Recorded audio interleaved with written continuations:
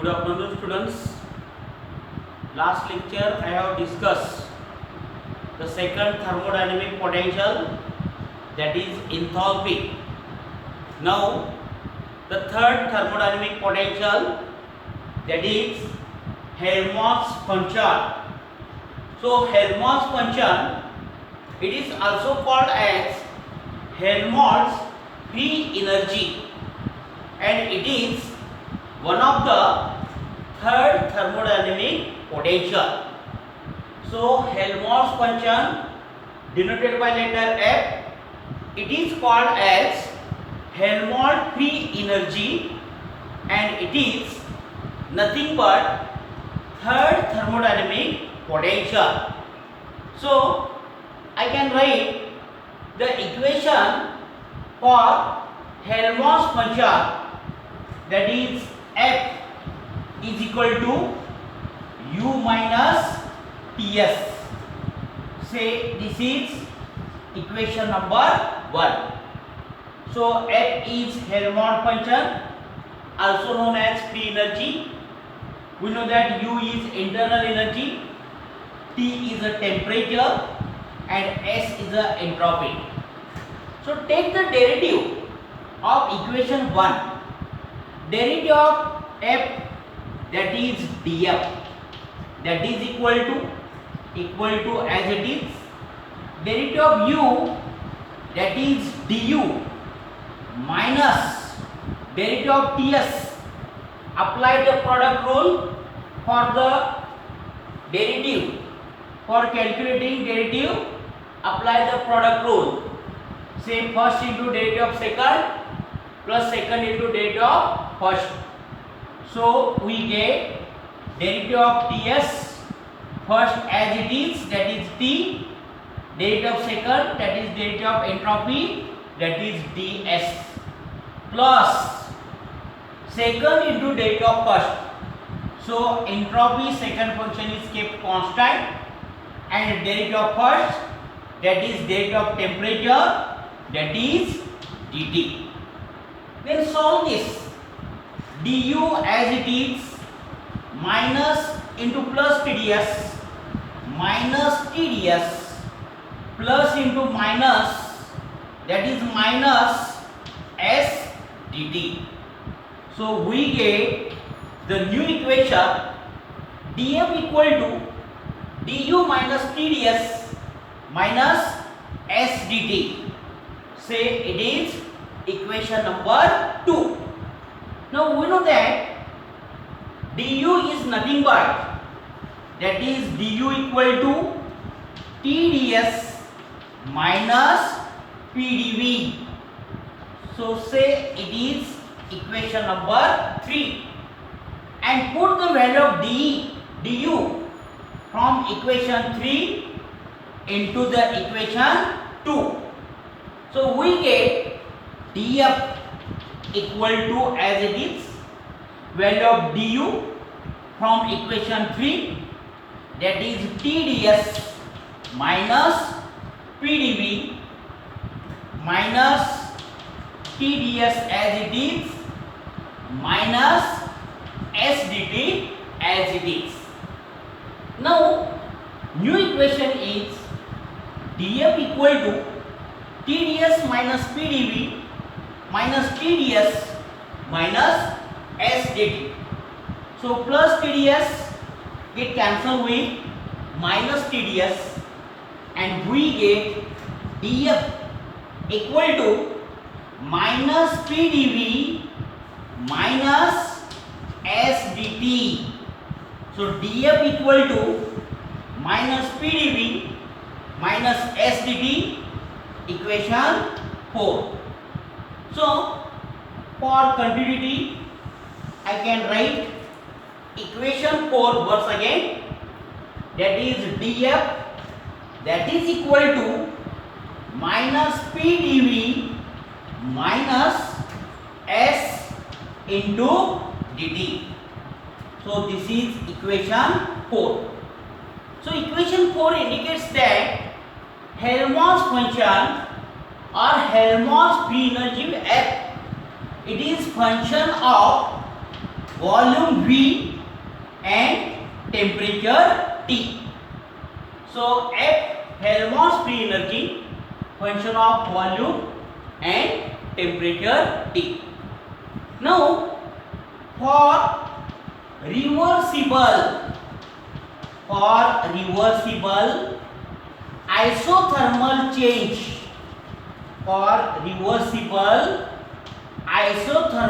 change, that is, we know that for isothermal process temperature is constant, and according to rule of mathematics derivative of constant is 0. So derivative of temperature dt, that is 0. Then put this condition in equation 4. So we get df equal to minus pdv minus 0, that is equal to minus dv, that is equal to, we know that work done during the expansion dw equal to pdv. So for minus pdv we can write minus dw. So this is final equation. df equal to minus pdv minus 0, that is minus pdv equal to minus dw, say equation 5. And hence we can conclude that for a reversible isothermal process, df means change, d means change, and df means change in the free energy. So for isothermal reversible changes, the free energy is used to perform the work, that is dw. Now we can modify the equation 1, F is equal to u minus Ts. Equation 1 can be rewritten as u equal to F minus Ts, say equation number 6, u is equal to F minus Ts. From equation 6 we conclude that internal energy U is sum of, or internal energy consists of two parts.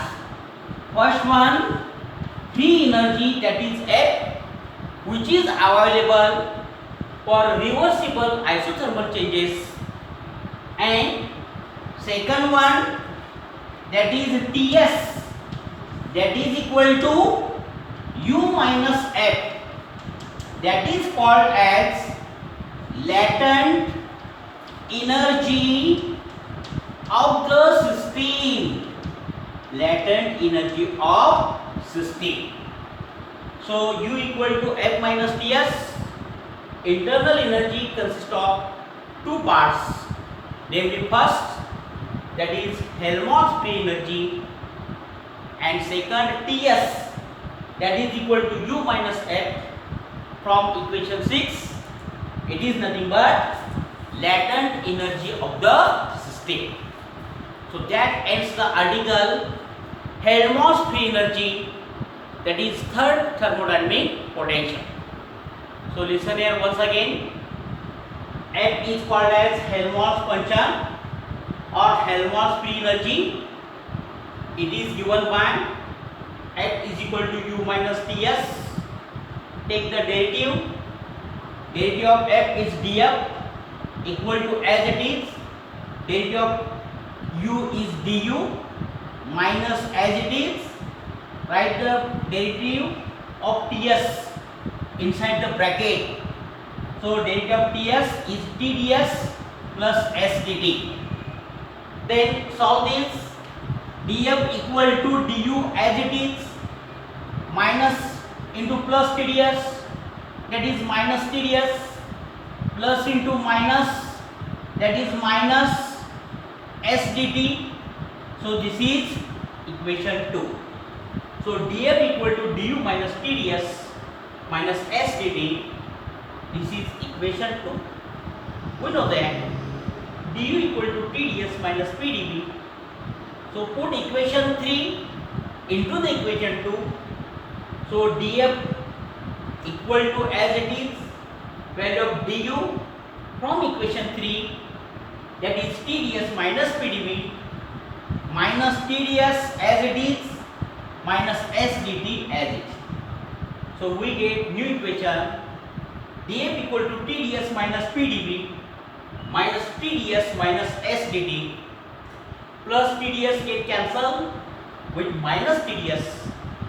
So write remaining term df equal to minus PdV minus S dt. That is equation 4. And thus Helmholtz free energy is function of independent variable, that is volume V and temperature T. Now we can apply the condition of reversible isothermal change. We know that for isothermal process temperature is constant. Take the derivative on both the sides. Derivative of temperature, that is dt, equal to as it is, and according to rule of derivative of constant is 0. So dt equal to 0. Put this condition into equation 4. So df equal to minus PdV minus S into dt, that is minus 0, that is equal to minus PdV, and minus PdV is nothing but work done during the expansion, that is dW minus as it is. So df is equal to minus PdV equal to minus dW. Now we can say that for reversible isothermal process, change in the Helmholtz free energy df is equal to work done, that is dW. Then we can modify equation 1, F is equal to U minus Ts. Write equation for U, transfer minus Ts to the left hand side. So we get U equal to F minus Ts, and we conclude that internal energy consists of two parts, that is F, Helmholtz free energy, which is available for reversible isothermal process, and Ts, that is U minus F, that is latent energy of the system. So that ends the article, that is third thermodynamic potentials, that is Helmholtz question. तर बघा आपण Helmholtz function discuss केलं. तर Helmholtz function त्याचं notation F, त्यालाच आपण काय करतो हेल्महोल्ट्ज फ्री एनर्जी. तर हेल्महोल्ट्ज फंक्शन किंवा हेल्महोल्ट्ज फ्री एनर्जी हे आपलं तिसरं थर्मोडायनामिक पोटेन्शियल आहे. आणि त्यासाठी इक्वेशन लिहिला तर Helmholtz function F equal to U minus Ts. तर F म्हणजे हेल्महोल्ट्ज फंक्शन, U आपल्याला माहित आहे internal energy, T is temperature आणि S म्हणजे एंट्रोपी. तर ह्याला इक्वेशन 1. आता इक्वेशन 1 ची डेरिव्हेटिव्ह घ्या. तर F ची derivative df equal to as it is आहे तसंच, U ची डेरिव्हेटिव्ह du मायनस आहे तसंच, आणि ब्रॅकेटमध्ये Ts ची प्रॉडक्ट रूलनं डेरिव्हेटिव्ह द्या.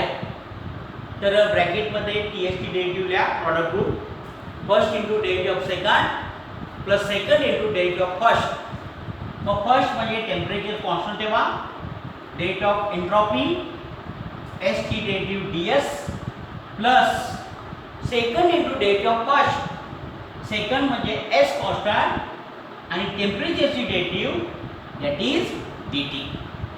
तर मायनस ब्रॅकेटमध्ये TdS प्लस S dt.